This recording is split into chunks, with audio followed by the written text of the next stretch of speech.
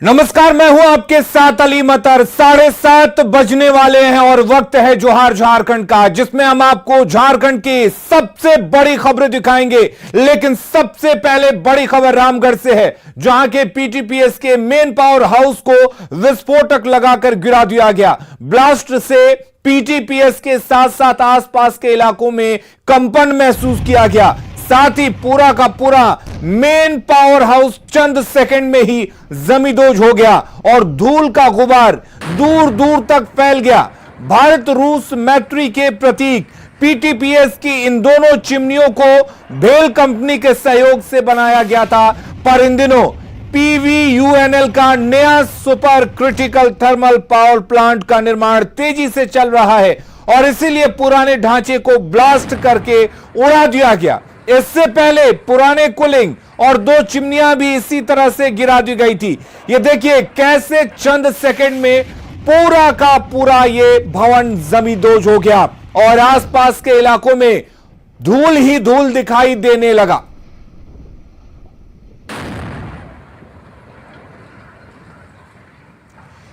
तस्वीरें देख सकते हैं आप, किस तरह से चंद सेकंड में पूरा इलाका धूल की गुबार से भर गया। पीटीपीएस के इस बिल्डिंग को गिरा दिया गया और आसपास के लोग ये बता रहे हैं कि इतना तेज धमाका हुआ कि आसपास के इलाके में कंपन हो गया, कपकपी महसूस की लोगों ने और उसके बाद चंद सेकंड में यह पूरा का पूरा भवन जमींदोज हो गया। उसके बाद तस्वीरें आपके सामने आप देख सकते हैं किस तरह से इस पुराने भवन के गिरने के बाद यहां पर धुएं और धूल का गुबार दिखाई दिया। और जावेद खान हमारे साथ जुड़े हुए हैं। जावेद, इस बिल्डिंग को गिरा दिया गया, लेकिन क्या तमाम एहतियात बरते गए थे? जी, सारे एहतियात बरते गए थे, उसके बाद ही इसे गिराया गया है। चूंकि यहाँ पर एक पीवीयूएनएल के द्वारा जो है सुपर क्रिटिकल थर्मल पावर का प्लांट का निर्माण कराया जा रहा है, तो पुराने ढांचे को, जो पीटीपीएस का ढांचा है, जो रूस और भारत का मैत्री का प्रतीक रहा है, 1965 में निर्माण कराया गया था, उसे धीरे धीरे करके एक एक करके गिराया जा रहा है। 27 अगस्त को 120 मीटर ऊंची चिमनी को गिराया गया था। उसके बाद मेन एमपीएच को गिराया गया है, मेन पावर हाउस को गिरा दिया गया है जी, विस्फोट लगाकर। चलिए, बहुत शुक्रिया जावेद आपका तमाम जानकारी देने के लिए। और अब बात सियासी हलचल की। झारखंड में सियासी उथल पुथल के बीच राज्यपाल रमेश बैस दिल्ली चले गए, जहां उनकी मुलाकात केंद्रीय गृह मंत्री अमित शाह से हो सकती है। इसके अलावा वो विधि विशेषज्ञों के साथ भी सलाह मशवरा कर सकते हैं।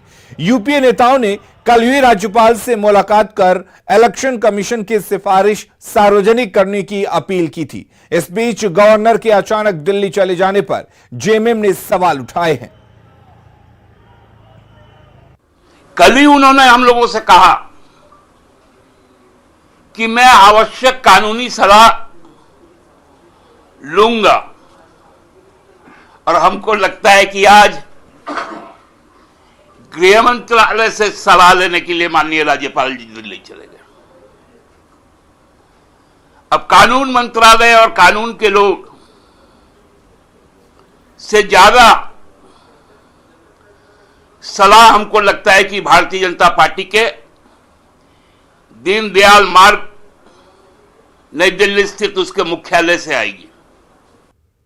झारखंड विधानसभा अध्यक्ष रविंद्रनाथ महतो ने कहा है कि 5 सितंबर के विशेष सत्र के दिन हेमंत सरकार सदन के अंदर अपनी ताकत दिखाने की कोशिश करेगी। न्यूज 18 से खास बातचीत में उन्होंने कहा कि सीएम हेमंत सोरेन और बाबूलाल मरांडी के मुद्दे पर खुलकर बातचीत की। तो हेमंत सरकार अपनी ताकत दिखाएगी। स्पीकर ने न्यूज 18 से एक्सक्लूसिव बातचीत की और बातचीत में बताया कि किस तरह से सरकार के पास कितना समर्थन है, कितनी मजबूती से सरकार चल रही है। इसको सदन में 5 सितंबर को विशेष सत्र के दिन हेमंत सरकार अपनी ताकत दिखाएगी। इसके साथ ही कई मुद्दों पर स्पीकर ने खुलकर अपनी बात रखी। झारखंड में सियासी झंझट के बीच जिस कुर्सी की चर्चा बार बार आ रही है वो कुर्सी है स्पीकर रविंद्रनाथ महतो का। कि सरकार अपना प्रतिबद्धता कि सरकार के पास बहुमत है या सरकार अल्पमत में है, इन तमाम चीज़ों को जनता के समक्ष रखने के लिए, जनता के प्रति जो प्रतिबद्धता है इसको दर्शाने के लिए एक दिन का सत्र आहूत किए हैं। तो क्या इसमें विश्वास मत? नहीं, इसमें विश्वास मत का यहाँ पर सवाल नहीं है, विश्वास मत तो है ही। एक दिन का सत्र आहूत किया है, उसमें लोगों को पता चलेगा कितने लोग हैं सरकार के समक्ष में। बाबूलाल मरांडी का विधायिका का जो न्यायाधिकरण में स्पीकर न्यायाधिकरण के जो चल रहा है वो कब से चल रहा है, और जब से उनका न्यायाधिकरण में चल रहा है उस समय हेमंत सोरेन का कोई सदस्यता पर कुछ सवाल था क्या? नहीं था। तो सवाल उठा रहे हैं, साथ इसका कोई संपर्क ही नहीं है। बाबूलाल जी तो सवाल उठा रहे हैं आप पर, उनका कहना उससे हम सवाल उठाने वाला को कौन रोक सकता है? झारखंड के सूखा प्रभावित किसानों तक जल्द सरकारी मदद पहुंचेगी। रांची के प्रोजेक्ट बिल्डिंग में सीएम हेमंत सोरेन ने सूखे के हालात पर मंथन किया। साथ ही कृषि, आपदा और पेयजल विभाग के अफसरों को सूखा प्रभावित गांवों के साथ साथ पश्चिम बंगाल, ओडिशा और बिहार के सूखा प्रभावित इलाकों का जायजा लेने का भी निर्देश दिया। एक सप्ताह के अंदर इसकी रिपोर्ट सामने आते ही उसे केंद्र सरकार के पास भेजा जाएगा। इसके बाद राज्य सरकार एक बार फिर सूखे को लेकर समीक्षा बैठक करेगी। और उनके निर्देश के आलोक में बहुत जल्दी सारे अधिकारी विभिन्न जिले में जाएंगे और एक साथ जाकर वहां का सुखाड़ का वो लोग निरीक्षण भी करेंगे। तो उसको लेकर हमें क्या एक्शन प्लान लेना चाहिए, डिस्ट्रिक्ट एडमिनिस्ट्रेशन से जो हमने कंटीजेंसी एक्शन प्लान बनाए हैं, बीजों पे हमें क्या सब्सिडी देना चाहिए और उसको कैसे इन्हांस करना चाहिए, इन सब चीज़ों को लेकर एक रोड मैप तैयार किया गया। काफ़ी किसानों के हित में यह बैठक महत्वपूर्ण है। झारखंड में मचा सियासी घमासान थमने का नाम नहीं ले रहा है। बीजेपी सांसद निशिकांत दुबे और राजसू नेता देवशरण भगत ने हेमंत सरकार पर हमला बोला है, तो जेएमएम महासचिव सुप्रियो भट्टाचार्य ने हेमंत सरकार का बचाव किया है। आने को रोड नहीं है, लेकिन कोई बात नहीं है, हम 5 स्टार में रायपुर में रुकेंगे, चार्टर प्लेन से घूमेंगे और मुर्गा भात खाएंगे, मटन भात खाएंगे और ये सारा पैसा जो है सरकार देगी। अब वक्त आ गया है कि कैबिनेट के भी फैसले को करप्शन के दायरे में लाया जाए और सबों को जेल के अंदर बंद किया। वर्तमान में जो राजनीतिक हालात है, एक तरफ अपराध का आंकड़ा बढ़ रहा है और सरकार के लोग घूम रहे हैं, तफरी कर रहे हैं। हवाई चप्पल वाले को हवाई जहाज से उड़ाया। पहली बार इस देश में जब ट्रेन चली श्रमिकों को लेकर तो वो झारखंड आई। ये तो ऐसे पैरामीटर्स थे कि इनको डर हो गया कि अब तो कोरोना भी समाप्त। अब यदि सही में सब काम हो जाए तो हम ही लोग समाप्त। छत्तीसगढ़ की राजधानी रायपुर के मेफेयर रिजॉर्ट के बाहर बीजेवाईएम कार्यकर्ताओं ने उग्र विरोध प्रदर्शन किया और यूपीए के खिलाफ जोरदार नारेबाजी की। साथ ही दुमका कांड को लेकर हेमंत सरकार पर गंभीर सवाल उठाए। इसी दौरान रायपुर पुलिस ने हंगामा कर रहे कई बीजेवाईएम कार्यकर्ताओं को गिरफ्तार कर लिया।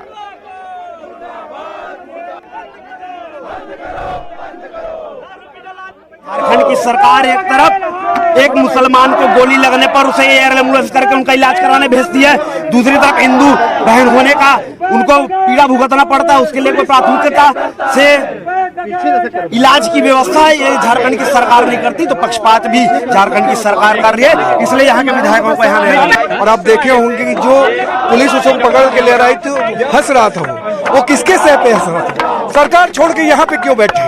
क्या कारण है यहाँ पे बैठने का? आप कानून व्यवस्था बना के क्यों नहीं रखते? वैसे निर्घन अपराध करने वाले को छोड़ना नहीं चाहिए। वो कैसे यहाँ पे आके आनंद ले रहे हैं, मजे कर रहे हैं? हमारा प्रदेश ऐसे हत्यारों को माफ नहीं करता। आप उनको जाके कड़ी से कड़ी सजा दीजिए। लोहरदगा की युवती लव जिहाद की शिकार हो गई। पोल खुली तो युवती को कुएं में धकेल दिया, लेकिन उसकी जान बच गई। लोहरदगा पुलिस ने आरोपी रब्बानी अंसारी को गिरफ्तार कर लिया है। धर्म छिपाकर किया यौन शोषण, पोल खुली तो कुएं में धकेला, नाबालिग हुई लव जिहाद का शिकार।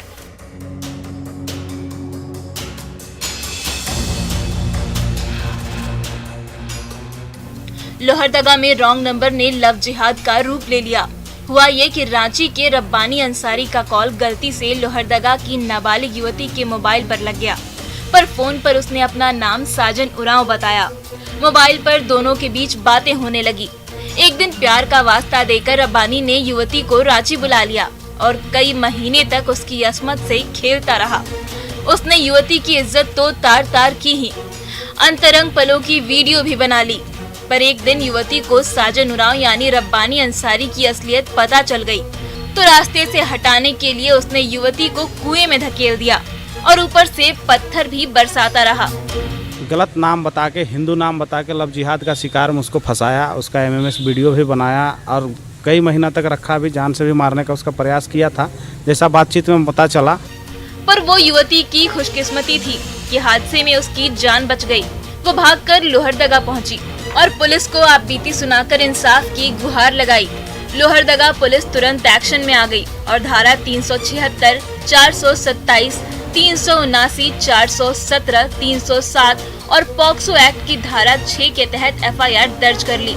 यही नहीं, लोहरदगा पुलिस ने आरोपी रब्बानी अंसारी को चंद घंटों के अंदर ही गिरफ्तार कर जेल भी भेज दिया।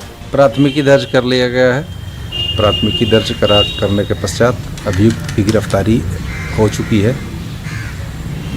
आगे का अनुसंधान जारी है। लोहरदगा में लव जिहाद का ये कोई नया केस नहीं है। इससे पहले भी कई भोली भाली युवतियां लव जिहाद की शिकार होती रही हैं, पर अब लाख कोशिशों के बावजूद इसका सिलसिला थमने का नाम नहीं ले रहा। आकाश साहू, न्यूज़ 18, लोहरदगा। बोकारो में एक तरफा प्यार से मना करने पर सिरफिरे ने दुमका कांड जैसा अंजाम भुगतने की धमकी दी। पीड़ित की शिकायत पर बोकारो पुलिस आरोपी की तलाश कर रही है। एक तरफा प्यार का बुरा अंजाम। हिंदू युवती से मुस्लिम युवक ने की छेड़छाड़। बोकारो में दुमका कांड दोहराने की धमकी।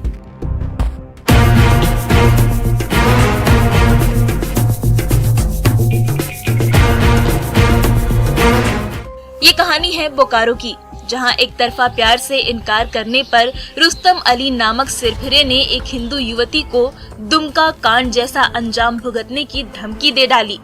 पीड़ित परिवार ने आरोपी की मां से शिकायत की, फिर भी रुस्तम अली का आतंक नहीं थमा। छात्रा अकेली दिखती तो रुस्तम उसके पीछे पड़ जाता। बात बढ़ी तो आरोपी को शहर से बाहर भेज दिया गया, पर जब वो लौटा तो फिर उसके पीछे पड़ गया। इस बार पीड़ित परिवार ने महिला पुलिस का दरवाजा खटखटाया। उसको धमकी देना, नेट पे फोटो एडिट करके छोड़ना, नहीं बात करने पे पूरा फेसबुक में फोटो छोड़ना, यही सब धमकी देता था। पढ़ने जाती है तो पढ़ने नहीं जाने देता था, कंप्यूटर क्लास और धमकी देता था, बाइक से जहाँ तहाँ घेर लेता था। बोकारो का ये मोहल्ला रोजाना रुस्तम अली के आतंक का गवाह बनता। डरी सहमी युवती ने घर से निकलना छोड़ दिया तो रुस्तम अली उसकी फोटो और वीडियो वायरल करने की धमकी देने लगा। किसी ने कोई मदद नहीं की तो पीड़ित परिवार को बोकारो पुलिस से गुहार लगानी पड़ी।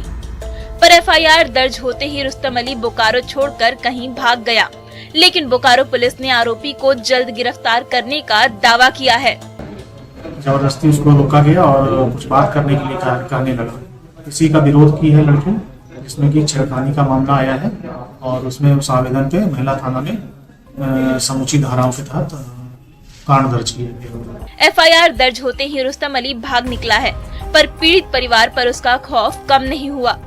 छेड़छाड़ की शिकार बेटिया ने बोकारो पुलिस से इंसाफ और सुरक्षा की गुहार लगाई है। मृत्युंजय कुमार, न्यूज़ 18, बोकारो।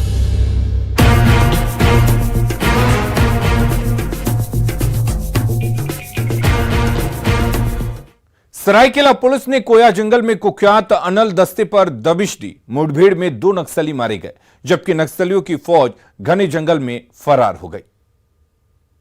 कोया जंगल में पुलिस नक्सली मुठभेड़, सुरक्षा बलों ने 2 नक्सलियों को किया ढेर। जान बचाकर भागा कुख्यात अनल दस्ता।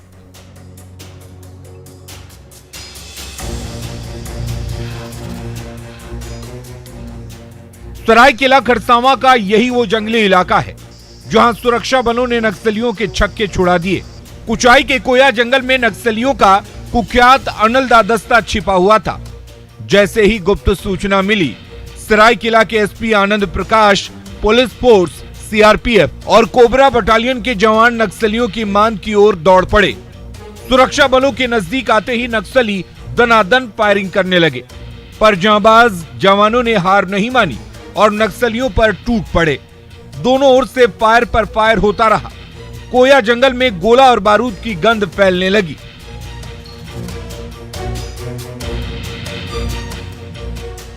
सरायकेला खरसावां जिला मुख्यालय से कई किलोमीटर दूर कोया जंगल युद्ध क्षेत्र बना हुआ था, पर सुरक्षा बलों के जवानों के पराक्रम के आगे नक्सलियों के पांव उखड़ने लगे। जब नक्सलियों को हार नजदीक दिखने लगी तो वो घने जंगल की ओर भागने लगे। इसी दौरान सरायकेला पुलिस की फायरिंग में 2 नक्सली ढेर हो गए। उनके पास से कई हथियार भी बरामद किए गए। सरायकेला पुलिस मृत नक्सलियों की शिनाख्त करने की कोशिश कर रही है। सरायकेला खरसावां के घने जंगलों में पिछले कुछ समय से अनल दस्ते ने अपना ठिकाना बना रखा था, पर सुरक्षा बलों की जांबाजी के आगे डरपोक नक्सली जान बचाकर दूर भाग गए। हालांकि सरायकेला पुलिस ने एक नक्सली को मार गिराने का दावा किया है। प्रभंजन कुमार, न्यूज़ 18, सरायकेला।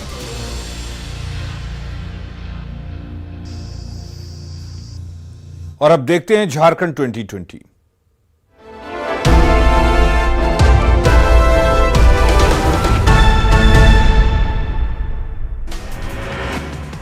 बोकारो में ई रिक्शा और ऑटो में टक्कर। ई रिक्शा पर सवार 8 छात्र हुए हादसे का शिकार। हादसे में 2 छात्र गंभीर रूप से घायल। धनबाद के बरवाडा अवैध बालू से लदी 7 गाड़ियां जब्त। पुलिस ने खनन विभाग को दी सूचना। गुमला की पालकोट में बाइक सवार 2 युवकों की मौत। तेज रफ्तार के चलते असंतुलित हुआ बाइक। कोडरमा की तिलैया थाना क्षेत्र में चोरों ने ज्वेलरी दुकान में किया हाथ साफ। सीसीटीवी फुटेज के आधार पर आरोपियों की तलाश। बोकारो में उत्पादी बंदर को वन विभाग की टीम ने पकड़ा। चास में 70 लोगों पर हमले कर चुका है घायल। भगवती कॉलोनी से बंदर का रेस्क्यू। सिमडेगा की कुरडेग में विक्षिप्त युवती के साथ दुष्कर्म। परिजनों का बयान दर्ज कर मामले की जांच में जुटी पुलिस। एसपी ने पीड़िता का बयान दर्ज करवाने के दिए निर्देश। रामगढ़ के पतरातू थर्मल पावर स्टेशन के मेन पावर हाउस को गिराया गया। विस्फोटक लगाकर एमपीएच को गिराया गया। विस्फोटक के बाद पल भर में जमींदोज हुए एमपीएच। पाकुड़ के अमड़ापाड़ा में वन विभाग की कार्रवाई। 5 बोटा लकड़ी से लदा 4 बाइक जब्त। लकड़ी माफिया बाइक छोड़कर फरार। सिमडेगा में दिखा रफ्तार का कहर। अलग अलग सड़क हादसे में 5 लोग घायल, 2 की हालत गंभीर। धनबाद की डेको आउटसोर्सिंग पर हेवी ब्लास्टिंग। आसपास के इलाकों में पहुंच रहा पत्थर। हेवी ब्लास्टिंग के विरोध में प्रदर्शन। धनबाद में बीसीसीएल में नौकरी लगने के नाम पर 5 लाख रुपए की ठगी। आरोपी को पकड़कर पुलिस पर छोड़ने का आरोप। पीड़ित ने एसएसपी से लगाई इंसाफ की गुहार। धनबाद में सेल प्रबंधन और पाथरडी थाना प्रभारी के खिलाफ चेतावनी रैली। अवैध कोयला और लोहे के कारोबार का आरोप। ग्रामीणों को धमकाने का भी आरोप। गुमला में टेंडर डालने से पहले ही ठेकेदार के बीच बंट गया काम। मैनेज हो गई करोड़ों की योजनाएं। विकास की योजना की गुणवत्ता पर उठे सवाल। जामताड़ा में दिल्ली पुलिस ने शातिर साइबर अपराधी रोहित मंडल को किया गिरफ्तार। कोर्ट में पेशी के बाद ट्रांजिट रिमांड पर ले जाया गया। गिरिडीह में बकरे को लेकर 2 पक्षों में मारपीट। गांवा थाना क्षेत्र की घटना। मारपीट में 4 लोग घायल। गोड्डा में तेज रफ्तार कंटेनर ने युवक को रौंदा। युवक की घटनास्थल पर ही मौत। एनएच 114 पर हुआ हादसा। गुमला में बदला मौसम का मिजाज। मूसलाधार बारिश से लोगों को मिली गर्मी से राहत, बारिश से किसानों को भी होगा फायदा। पाकुड़ में बच्चे स्कूलों में जर्जर भवन में पढ़ने को मजबूर, कहीं गिर रही है छत तो कहीं टपक रहा है पानी। धनबाद डीसी ने सही पोषण देश रोशन रथ को हरी झंडी दिखाकर किया रवाना। घूम घूम कर पोषण और न्यूट्रिशन के बारे में दी जाएगी जानकारी। रामगढ़ में झारखंड विकास ऊर्जा श्रमिक संघ के मांगों के समर्थन में आई बीजेपी नेताओं ने संघ के सदस्यों से की मुलाकात, कहा लड़ाई में उनके साथ।